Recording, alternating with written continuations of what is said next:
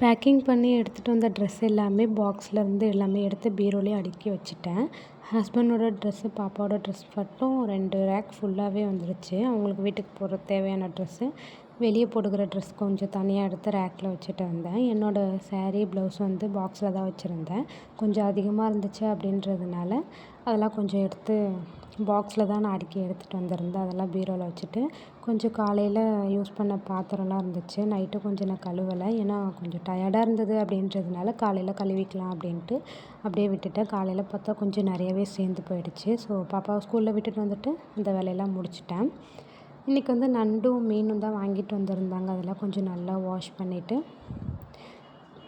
மீன் குழம்பு வச்சிடலாம், நண்டு வந்து கொஞ்சம் கிரேவி மாதிரி பண்ணிடலாம் அப்படின்ட்டு தான் ஒரு ஐடியாவில் இருந்தேன். அதுக்கு தேவையான மசாலா அதெல்லாமே கொஞ்சம் மிக்சியில் அரைச்சிட்டு இருந்தேன்.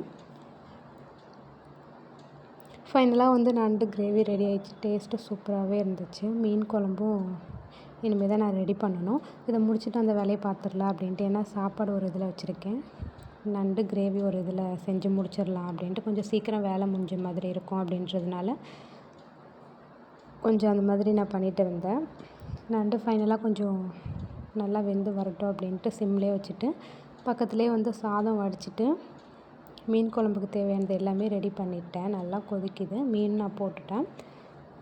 அந்த வேலையெல்லாம் கொஞ்சம் முடிச்சுட்டு சாதமும் ரெடி ஆகிடுச்சு, நண்டு கிரேவி ரெடி பண்ணிட்டேன், மீன் குழம்பும் ரெடி ஆகிடுச்சு. ஃபைனலாக கிச்சன் கவுண்டர் டாப் கையோடு க்ளீன் பண்ணிடலாமேன்ட்டு அந்த வேலையெல்லாம் கொஞ்சம் ஃபுல்லாக க்ளீன் பண்ணி தொடச்சிட்டு இருந்தேன். ஏன்னா கொஞ்சம் தண்ணியெலாம் அளவு தண்ணி ஊற்றும் போது தண்ணியெலாம் கொஞ்சம் கேஸ் மேலேயும் சைடில் வந்து கிச்சன் கவுண்டர் டாப் மேலேயும் ஊற்றிக்கிச்சு. ஸோ அதனால் அது வடிஞ்சு கீழே தான் வரும். ஏன்னா டைல்ஸுன்றனால டக்குன்னு வழுக்கி விட்டுரும்.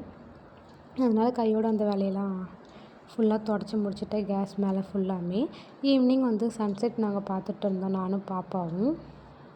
பார்த்துட்டு ஈவினிங்காக ஒரு சின்ன ஒரு காஃபி போட்டு குடிச்சிட்டு இருந்தேன். கொஞ்சம் ரிலாக்ஸாகவும் இருந்துச்சு. இது மாதிரி 3 வீடியோஸ் பார்க்குறதுக்காக என்னோடய சேனல் சப்ஸ்கிரைப் பண்ணிக்கோங்க. பாய்.